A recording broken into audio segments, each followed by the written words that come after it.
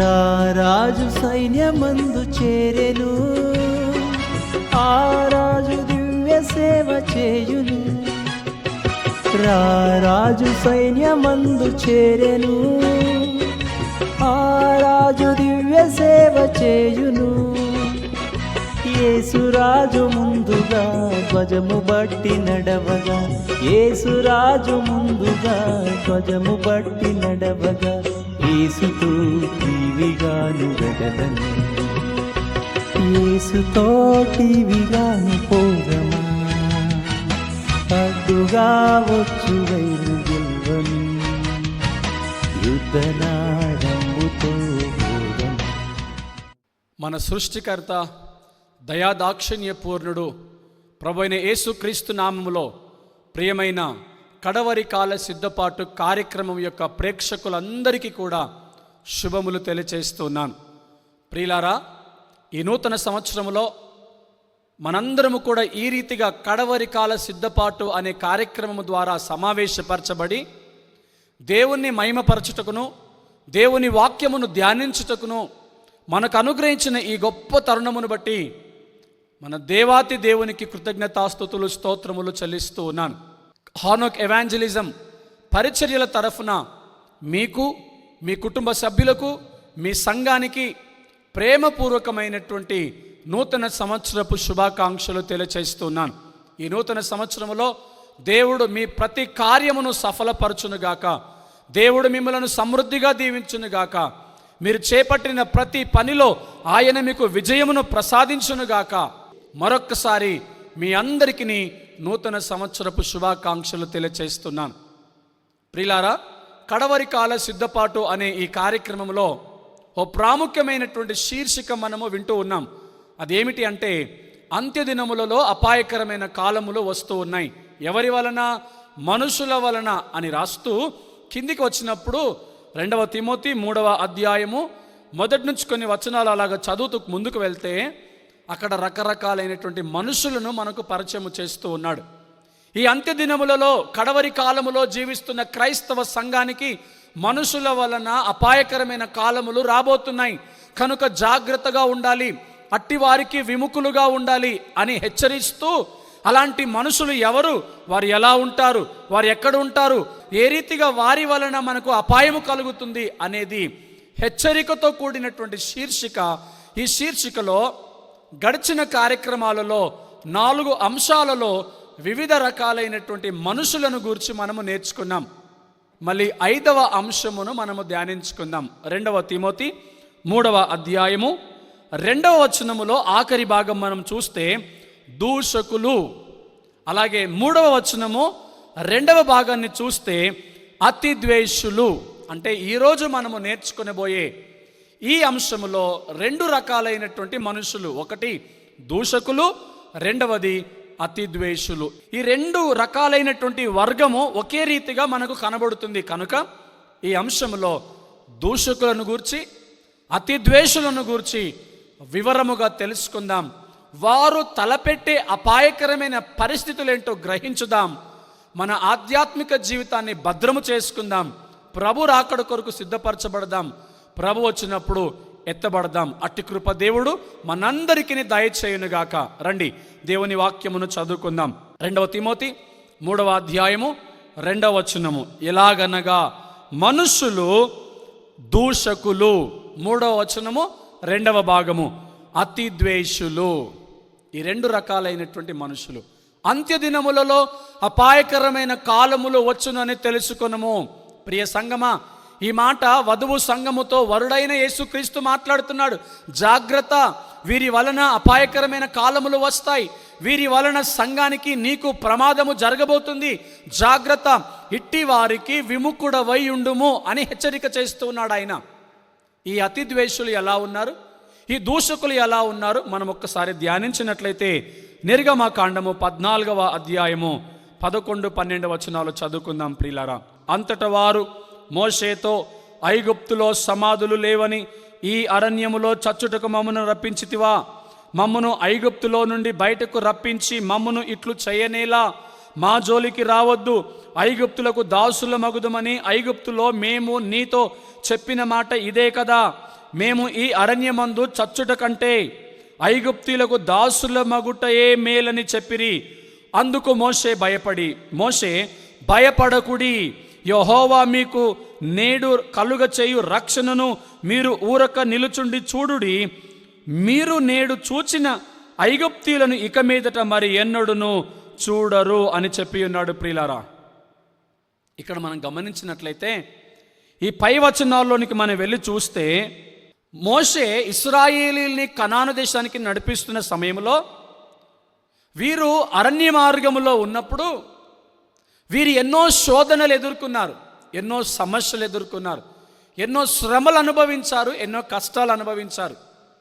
కానీ ఇశ్రాయేలీలు ఈ సంఘటనలో మనము చూసినప్పుడు వారు భయంకరముగా మోషే మీద తిరుగుబాటు చేశారు. తిరుగుబాటు చేయడమే కాదండి, వారు మాట్లాడుతున్నటువంటి మాట చూడండి. ఇదిగో వాళ్ళు అంటారు కదా, మా జోలికి రావద్దు, ఐగుప్తీయులకు దాసుల మగుదమని ఐగుప్తులో మేము నీతో చెప్పిన మాట ఇదే కదా, మేము ఈ అరణ్యములో చచ్చుట కంటే ఐగుప్తీయులకు దాసుల మగుట మేలు. ఇది ఇశ్రాయేలీయుల నోట నుండి వస్తున్నటువంటి మాట.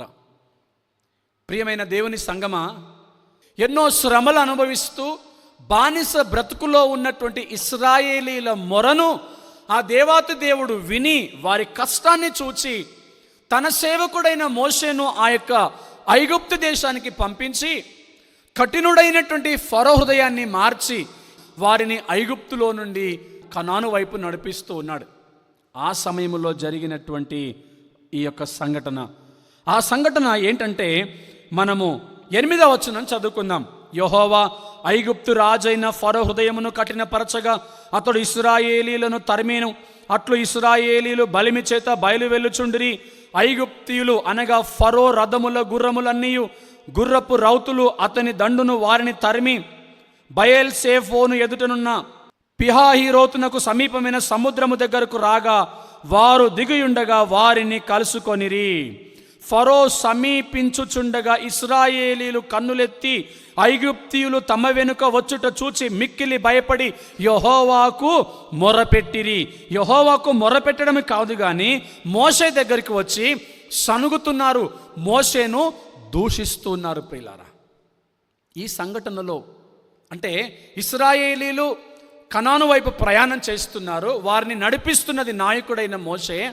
వెనక్కి తిరిగి చూసినప్పుడు ఐగుప్తులో నుంచి ఫరో యొక్క సైన్యము వారిని వెంబడిస్తుంది.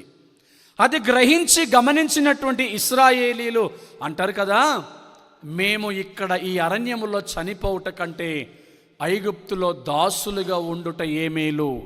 వీరు ఎవరిని దూషిస్తున్నారు? దేవుని సేవకుడైన మోషేను మాత్రమే కాదు, దేవుని చిత్తాన్ని కూడా వారు దూషిస్తున్నారు, ద్వేషిస్తున్నారు. అవును, మనకు తెలుసు, మన పితరులైనటువంటి ఇశ్రాయేలీలు అనేక సందర్భాల్లో దేవుని మీద తిరుగుబాటు చేశారు, మోషే మీద తిరుగుబాటు చేశారు, దేవుణ్ణి దూషించారు, దేవుని నామాన్ని అవమానపరచారు, దేవుని నామానికి అపకీర్తిని తీసుకొని వచ్చారు. ఇదే కడవరి కాల సిద్ధపాటు అనే కార్యక్రమంలో ఒక చక్కని వర్తమానం మనం విని ఉన్నాం. ప్రియులారా, మోషే సినాయి పర్వతం పైకి వెళ్ళినప్పుడు ఆయన రాకడ ఆలస్యమైన కారణాన్ని బట్టి ఒక విగ్రహాన్ని తయారు చేసుకొని ఇదే మా యెహోవా అని ఆరాధించటం మొదలుపెట్టారు. చూడండి, 12వ వచనములో వాళ్ళు అంటున్నారు, మా జోలికి రావద్దు, ఐగుప్తీయులకు దాసుల మగుదమని ఐగుప్తులో మేము నీతో చెప్పిన మాట ఇదే కదా. చూసారా అండి, వారు ఐగుప్తులో ఉన్నప్పుడు మోషే వారి దగ్గరికి వెళ్ళి, ఆ దేవుడు ఉన్నవాడు అనువాడైన ఆ దేవుడు, సృష్టికర్త, మన పరమ తండ్రి అబ్రహాము ఇస్సాకు యాకోబుల దేవుడు నన్ను పంపించాడు, మిమ్మలను బానిస బ్రతుకులో నుంచి విడిపించాలని, కనానుకు నడిపించాలని, పాలు తేనెలు ప్రవహించే దేశానికి తీసుకొని వెళ్ళాలని, ఈ బానిస సంఖ్యలు తెగొట్టాలని నన్ను మీ దగ్గరికి పంపించాడు, మిమ్మల్ని విడిపించడానికి నేను వచ్చాను అని చెప్పినప్పుడే ఇశ్రాయేలీలు మాట్లాడిన మాట ఏంటో తెలిసినా, మేము ఇక్కడ ఐగుప్తులో దాసులుగానే ఉంటాము, నీతో రాము అని చెప్పారండి. ఈ మాట 14వ అధ్యాయం 12వ వచనంలో అంటాడు కదా, మేము ఐగుప్తులో మీతో చెప్పిన మాట ఇదే కదా. ఏమని చెప్పారు వాళ్ళు? ఐగుప్తులకు దాసులం అవుతాము అంటే మేము ఇక్కడే ఉంటాం, ఐగుప్తులోనే ఉంటాం. నేను వెంబడించి నీ వెనకాల రాము.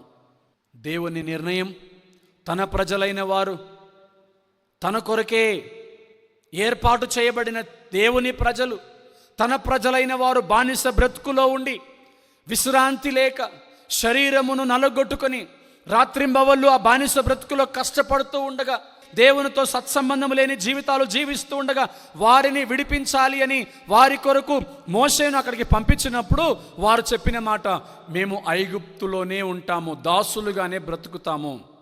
ఇక్కడ ఒక ప్రాముఖ్యమైనటువంటి విషయాన్ని మనము నేర్చుకోవాలి.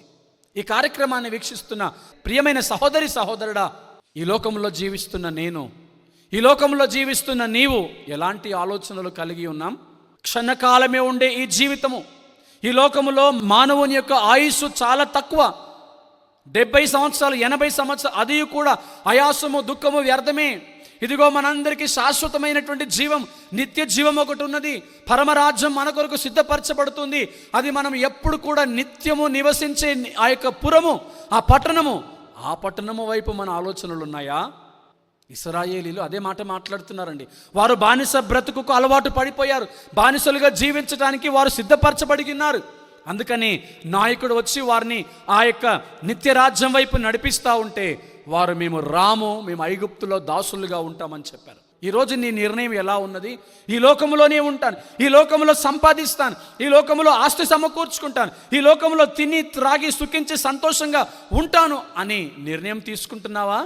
లేదా ఈ లోకము శాశ్వతము కాదు, నేను ఒకరోజు చనిపోయి తిరిగి లేచినప్పుడు ప్రభువైన యేసుక్రీస్తును చూస్తాను, ఆ రాజ్యంలో ప్రవేశిస్తాను, ఆ రాజ్యంలో నిత్యము సుఖము సంతోషముతో ఉంటాను అనే నిర్ణయము కలిగి ఈ లోకాన్ని విసర్జించిన వాడిగా, ఈ లోకములో సమస్తాన్ని పెంటతో ఎంచి దేవుణ్ణి దూషించకుండా ఒక నమ్మకమైన దాసుడిగా ఉండగలుగుతున్నావా? ప్రియ సహోదరి సహోదరుడా, ఇశ్రాయేలీలు దేవుని నామాన్ని దూషించారు.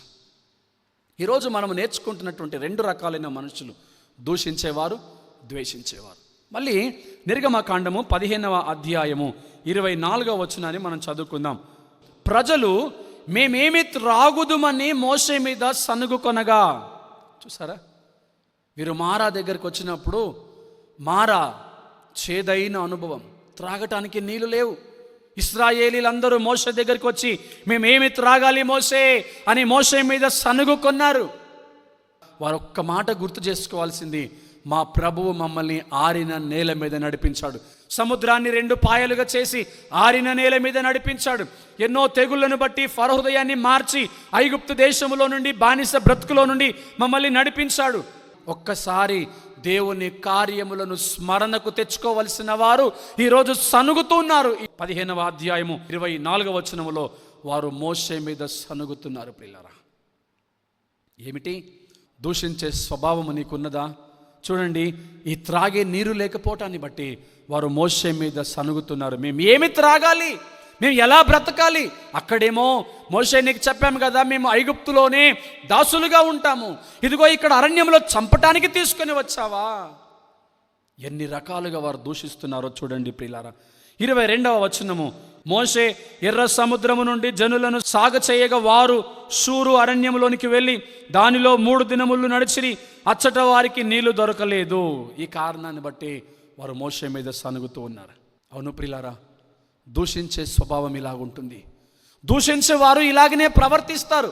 నిర్గమకాండం 32వ అధ్యాయం 1వ వచనం, మోషే కొండ దిగకుండా తడువు చేయట ప్రజలు చూచినప్పుడు ఆ ప్రజలు అహరోను వద్దకు కూడి వచ్చి, లెమ్ము, మా ముందర నడుచుటకు ఒక దేవతను మా కొరకు చేయము, ఐగుప్తులో నుండి మమ్మల్ని రప్పించిన ఆ మోషే అనువాడు ఏమాయనో మాకు తెలియదని అతనితో చెప్పిరి. చూసారా, ఆ కింది వచనాలలోనికి వెళ్తే వారు అంటారు కదా, మీ దేవుడు ఇదే. అహరోను దగ్గరికి వచ్చి, ఓ అహరోను, లెమ్ము, ఇదిగో మా కొరకు ఒక దేవతను తయారు చేయము, మమ్మలను తీసుకుని వచ్చిన మోషే అనువాడు ఏమయ్యాడో అని దేవుని నామాన్ని దూషించి వారు పాపమునకు ఒడిగడుతున్నారు. ప్రియులారా, గమనించండి, ఈ నూతన సంవత్సరంలో మొట్టమొదటి కడవరి కాల సిద్ధపాటు అనే కార్యక్రమాన్ని ప్రసారము చేస్తూనే 2 ప్రాముఖ్యమైనటువంటి భయంకరమైనటువంటి మనుషుల విధానమును మనకి ఇక్కడ చూపిస్తూ మనకు పరిచయం చేస్తున్నాడు. ఆనాడు మోషే గ్రంథమును తీసుకొని దేవుని వాక్యమును వినిపించినప్పుడు వారు అన్నారు కదా, మేము దేవుని ఆజ్ఞకు లోబడతాం, దేవుని చిత్తానికి లోబడతాం, దేవుని ఆజ్ఞ ప్రకారంగా నడుచుకుంటాం అని తీర్మానము చేసుకున్నటువంటి ఇశ్రాయేలీలు 32వ వచనానికి వస్తే వాళ్ళు అంటారు కదా, మోషే అనువాడు ఏమాయనో. పైగా ఇదే మా యెహోవా అని దేవతను తయారు చేసుకుని ఆ దేవతను వారు పూజిస్తూ ఉన్నారు. దూషించేవారు ఎంత దారుణమైనటువంటి పరిస్థితుల్లోనికి వెళ్ళిపోతున్నారో చూడండి ప్రియులారా. నిర్గమకాండము 24వ అధ్యాయము 3వ వచనం చదువుకుందాం. మోషే వచ్చి యెహోవా మాటలన్నిటినీ విధులన్నిటినీ ప్రజలతో వివరించి చెప్పెను. ప్రజలందరూ మోషే చెప్పిన మాట అన్నిటి ప్రకారము చేసేదమని ఏక శబ్దముతో ఉత్తరమిచ్చిరి. ఈ మాట ఎప్పుడు దేవుడు వారికి ఒక నిబంధననిచ్చాడు, దేవుడు వారికి ఒక ఆజ్ఞనిచ్చాడు. అప్పుడు మోషే ఈ మాటలు చదివినప్పుడు ఇశ్రాయేలీలందరూ ఏకశబ్దంతో అన్నారు. ఏమనన్నారు వాళ్ళు అంటే, యెహోవా చెప్పిన మాటలన్నిటి ప్రకారం మేము చేస్తామన్నారు. కానీ ఈ 32వ అధ్యాయానికి వస్తే వారు ఏమంటున్నారండి, మోషే అనువాడు ఏమాయనో మాకు తెలియదు, మమ్మలను ఐగుప్తులో నుంచి రప్పించిన మా దేవుడు ఇదే అని దేవతను చూసి దేవతను ఆరాధిస్తున్నారంటే ఇది దేవదూషణ కాదా ప్రియ సంగమా? దేవుణ్ణి దూషించడం కాదా ప్రియ సంగమా? దేవుని సేవకుడైన నాయకుడు మోషేని దూషించడం కాదా ప్రియ సంగమా? ఇక్కడ ఒక విషయాన్ని మనం అర్థం చేసుకోవాల్సి ఉన్నది. ఏమిటయ్యా అంటే, ఈ చివరి దినాల్లో జీవిస్తున్న మనము కూడా దైవ సేవకుల్ని దూషిస్తున్నామేమో, పరిచారకుల్ని దూషిస్తున్నామేమో, సంఘ నాయకులను దూషిస్తున్నామేమో, లేదా వారిని ద్వేషిస్తున్నామేమో. జాగ్రత్త, నీ వలన సంఘానికి ప్రమాదము వాటిల్లుతుంది, నీ వలన క్రైస్తవ్యానికి ప్రమాదం వాటిల్లుతుంది. అందుకని 2వ తిమోతి 3వ అధ్యాయము 5-6 వచనాలు మనం ముందుకు వెళ్ళిపోతే అంటాడు కదా, ఇట్టి వారికి విముఖుడవై ఉండుము. ఒకటి మనము చేయవలసిన విషయం, పని, ఇట్టి వారికి మనము విముఖుడిగా ఉండాలి. ఒకవేళ అదే స్వభావం మనలో ఉంటే మన మనస్సును మార్చుకోవాలి. ఇప్పుడు మనం ఇశ్రాయేలీలను గురించి నేర్చుకున్నాం కదా. ఆది కాండములో మనం చూసినట్లయితే నోవహు దినాలలో జరిగినటువంటి విషయాన్ని, కొన్ని విషయాలు మనము చూసుకుందాం. నోవహు దినములలో జరిగినట్లు మనుష్య కుమారుని దినములలో జరుగును. నోవహు ఓడలోనికి వెళ్ళిన దినము వరకు జనులు తినుచు త్రాగుచు పెళ్ళాడుచు పెళ్లికి ఇచ్చుచూ ఉండిరి. అంతలో జల ప్రళయము వచ్చి వారందరినీ నాశనము చేసెను. చూసారా ప్రియమైన సంగమా, అక్కడ ఇశ్రాయేలీలు మోషే మీద తిరుగుబాటు చేశారు, దేవుని దూషించారు, ద్వేషించారు. నోవాహు కాలంలో దేవుని ప్రజలైన వారు నోవాహు సువార్తను ప్రకటిస్తున్నప్పుడు, సువార్తను వారికి వినిపిస్తూ ఉన్నప్పుడు, ఓడను తయారు చేస్తున్నప్పుడు వారు చేసిన పని ఏంటో తెలిసిన అండి, తినుచు త్రాగుచు పెళ్లికిచ్చుచు సుఖాన్ని అనుభవిస్తున్నారు. కానీ నోవాహు సువార్తని ఎవ్వరు కూడా అంగీకరించలేదు. లూకా సువార్త 17వ అధ్యాయం 26 నుంచి 30 వచనాలు మనము చదివితే ఒక్కొక్కరి గురించి చాలా వివరముగా ఈ మాటలన్నీ రాయబడి ఉన్నాయి. లోతు దినములలో జరిగినట్టుగానే జరుగుతుంది. ఈ రోజున సువార్త ప్రకటించబడుతుంది. ప్రాముఖ్యంగా ఈ కడవరి కాల సిద్ధపాటు అనే కార్యక్రమము, ఇదిగో ఆయన త్వరలో రానయ్యున్నటువంటి వాడు, రాజులకు రాజుగా ప్రభువులకు ప్రభువుగా ఆర్భాటముతోనూ ప్రధాన దూత శబ్దముతోనూ దేవుని బూరతోనూ త్వరలో రానయ్యున్న దేవుడు మన దేవుడు. ఆయన వచ్చినప్పుడు నా ప్రియమైన సంగమా, సహోదరి సహోదరుడా, నీవు విడిచిపెట్టబడకూడదనే ఈ కడవరి కాల సిద్ధపాటు కార్యక్రమం ద్వారా అనేకమైనటువంటి హెచ్చరికలను నీకు పంపిస్తూ ఉన్నాడు. ఆ హెచ్చరికలు ఏంటంటే, బుద్ధిగల కన్యక వలె ఉంటున్నావా, బుద్ధి లేని కన్యక వలె ఉంటున్నావా, గొర్రెగా ఉంటున్నావా, మేకగా ఉంటున్నావా, గోధుమ వలె ఉంటున్నావా, గురుగు వలె ఉంటున్నావా, నీ హృదయం అనే తలుపు తడుతున్నప్పుడు ఆ తలుపు తీసిన వాడిగా ఉన్నావా, ఆ స్వరాన్ని విని కూడా నిర్లక్ష్యము చేసేవాడిగా ఉన్నావా? రకరకాలుగా ప్రభు మనల్ని హెచ్చరిస్తూనే ఉన్నాడు. ఈ శీర్షికలో అయితే ఆ రకరకాలైనటువంటి మనుషుల స్వభావమును మనకు పరిచయం చేస్తూ, వీరి వలన నీకు అపాయము జరగబోతుంది, జాగ్రత్త, అపాయకరమైన కాలాలు వస్తాయి, వీరికి నువ్వు దూరంగా ఉండాలని మనకి ఇన్ని రకాలైనటువంటి హెచ్చరికలు కడవరి కాల సిద్ధపాటు కార్యక్రమం ద్వారా వినిపిస్తూ ఉన్నాడు ఆయన. నా ప్రియమైన సహోదరి సహోదరుడా, ఆయన యొక్క మాటను నిర్లక్ష్యము చేస్తున్నావా? జాగ్రత్త. లోతు సువార్త ప్రకటించినప్పుడు జనులు సువార్తను నిర్లక్ష్యము చేశారు. తించు తాగుచు వారు పెళ్లికిస్తూ వారు జీవించారండి. 29వ వచనంలో, లోతు సొదొమ విడిచిపోయిన దినమున ఆకాశము నుండి అగ్నిగంధకములు కురిసి వారందరినీ నాశనము చేసెను. 30వ వచనంలో ఆ ప్రకారమే మనుష్య కుమారుడు తిరిగి ప్రత్యక్షమగు వరకు అలాగనే జరగబోతా ఉన్నది ప్రియులారా. మనుష్య కుమారుడు తిరిగి ఈ లోకానికి వచ్చినప్పుడు అదే జరగబోతా ఉన్నది. ఈరోజు ఎన్నో కార్యక్రమాల ద్వారా దేవుడు నిన్ను హెచ్చరిస్తున్నాడు, దేవుడు నిన్ను బలపరుస్తున్నాడు, దేవుడు నిన్ను గద్దిస్తూ ఉన్నాడు, దేవుడు నిన్ను సరిచేస్తున్నాడు. కానీ నువ్వు సరిచేసుకోబడుతున్నావా? ఆయన హెచ్చరికలను నువ్వు పొందుకుంటున్నావా? లేదా నిర్లక్ష్యముగా జీవిస్తున్నావా? ఒక్క క్షణం ఆగి ఆలోచించు ప్రియ సహోదరి సహోదరుడా. అవును, దూషించే స్వభావం నీలో ఉన్నదేమో, ద్వేషించే స్వభావం నీలో ఉన్నదేమో, దానిని విడిచిపెట్టు. అట్టి వారికి విముఖుడిగా ఉండు.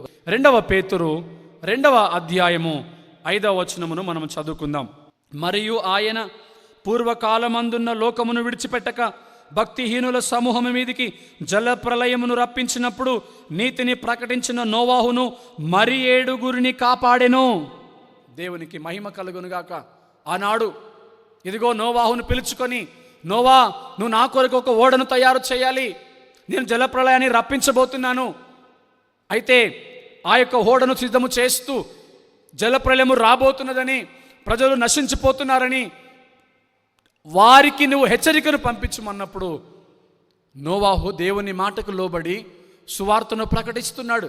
ఆ సువార్త ఏమిటి అంటే, ఈ లోకము శాశ్వతము కాదు, నీవు సంపాదించుకున్న ఆ యొక్క భవంతులు నీవి కావు, ఆస్తిపాస్తులు నీవు కావు, జలప్రలయము రాబోతుంది, వాటన్నిటినీ నాశనము చేయబోతున్నది, కనుక నీవు ఈ ఓడలోనికి రా అన్నప్పుడు ఎవ్వరు కూడా ఆయన మాటను వినలేదు ప్రియులారా. పైగా ఆయనను చూసి దూషించారు, హేళన చేశారు, అతిగా ద్వేషించారు. ఏమయ్యా పిచ్చోడివి, ముసలోడివి, నీవు మాకు చెప్తున్నట్టుగా జరగదు, జలప్రలయం రావటం ఏంటి, మనుషులు చచ్చిపోవటం ఏంటి అని వారు దేవుని మాటను పెడచెవిన పెట్టి అదే పాపములు జీవించారే కానీ సువార్తను వారు అంగీకరించలేకపోయారు. అందుకని వాక్యంలో రాయబడింది కదా, సిలువను గూర్చిన వార్త నశించిపోతున్న వారికి వెర్రితనమై ఉండొచ్చు, కానీ రక్షింపబడుతున్న నీకు నాకు అది శక్తిగా మారాలి ప్రియులారా. సువార్త ప్రకటింపబడినప్పుడు వారు దూషించారు, ద్వేషించారు, హేళన చేశారు.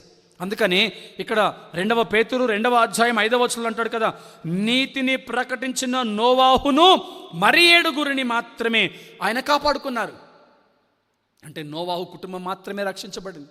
ఎవరైతే దూషించారో, ఎవరైతే ద్వేషించారో వారు విడిచిపెట్టబడ్డారన్న విషయాన్ని ఈరోజు నీ ముందుకు తీసుకొని వస్తున్నాడు ఆయన. ప్రియ సంగమా, ఈరోజు క్రైస్తవ సంఘములో అనేక మంది దూషించేది, ద్వేషించేది ఒక పనిగా పెట్టుకున్నారండి. ఒక పనిగా పెట్టుకున్నారు. దేవుని దూషించటం, దేవుని సేవకుని దూషించటం, దేవుని పనిని ద్వేషించటం వారికి దైనందిన జీవితంలో ఒక అలవాటుగా మారిపోయింది. ప్రియ సహోదరి సహోదరుడా, అట్టి గుంపులో నువ్వు ఉన్నావా? జాగ్రత్త. దేవుడి వాక్యం సెలవిస్తుంది, బలులు అర్పించుట కంటే మాట వినుట శ్రేష్టము. అవును, నువ్వు మాట వినేవాడిగా ఉన్నావా? ఆ మాటను వక్రీకరించి, ఆ మాటను పెడచెవిన పెట్టి, ఆ మాటను మాట్లాడుతున్న మాటను బట్టి దూషించేవాడిగా, ద్వేషించేవాడిగా నీవు ఉన్నావేమో. నీవు నీ జీవితాన్ని కాపాడుకో. ఆయన అంటాడు కదా, ఇట్టి వారికి విముఖుడవై ఉండుము అంటున్నాడు ఆయన. ఇశ్రాయేలీలు నీరు లేని కారణాన్ని బట్టి దేవుని దూషించారు, దేవుని సేవకుని ద్వేషించారు. ఇశ్రాయేలీలు ఎర్ర సముద్రం ముందుకొచ్చినప్పుడు వెనకాల ఫరో సైన్యం ఉన్నప్పుడు దేవుని దూషించారు. వారికి భోజనం లేనప్పుడు దేవుని దూషించారు, వారికి ఆకలేసినప్పుడు దేవుని దూషించారు. ప్రతి విషయంలో దూషించటము, ద్వేషించటము ఒక పనిగా పెట్టుకున్నారు. గమనించాలి. దూషించిన, ద్వేషించిన ప్రతి ఒక్కరూ అరణ్యములోనే రాలిపోయారు అన్న మాట వాస్తవం. కడవరి కాల సిద్ధపాటు కార్యక్రమాన్ని వీక్షిస్తున్న నా ప్రియమైన సహోదరి సహోదరుడా, నీ జీవితంలో ప్రతి విషయాన్ని నువ్వు ద్వేషించినట్లయితే గుర్తుపెట్టుకో, ఆనాడు అరణ్యంలో రాలిపోయినట్లుగా, ఆ నోవాహు కాలంలో వారందరూ జలప్రలయంలో నాశనమైనట్లుగా ఈ చివరి దినాల్లో, కడవరి దినాల్లో ప్రభు వచ్చినప్పుడు విడిచిపెట్టబడతావన్న విషయం వాస్తవం. 2వ పేతురు 2వ అధ్యాయము 5వ వచనంలో రాయబడినది కదా, భక్తిహీనుల సమూహము మీదికి జలప్రలయము రప్పించినప్పుడు, అంటే భక్తిహీనుల సమూహము మీదికి ఆయన జలప్రలయమును, అగ్నిని రప్పించబోతున్నాడు, దాని ద్వారా నాశనము చేయబోతున్నాడు. అక్కడ గమనించినట్లయితే ఇశ్రాయేలీలు ద్వేషించిన కారణాన్ని బట్టి వారు అరణ్యములోనే రాలిపోయారు.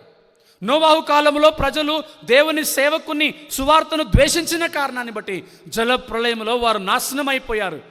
మరి ప్రతిదానిని దూషిస్తున్న నీ పరిస్థితి, నా పరిస్థితి ఏమిటి అర్థం చేసుకోవాలి.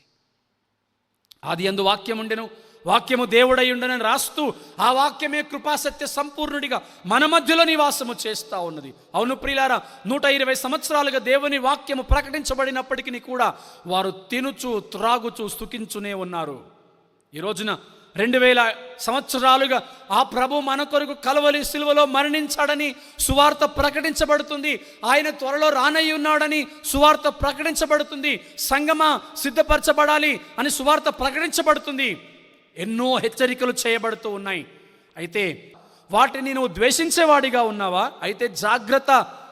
ఆ జల ప్రళయం వచ్చినట్లుగానే, ఆ యొక్క అగ్ని ప్రళయం వచ్చినట్లుగానే, రెండవ రాకడ తర్వాత అతి భయంకరమైన పరిస్థితులు, వాటి అనంతరము నీ జీవితము నిత్య నాశనంలోనికి వెళ్ళిపోతుందన్న విషయాన్ని నువ్వు గ్రహించవలసిందిగా ప్రభు ప్రేమను బట్టి మనవి చేస్తూ ఉన్నాను.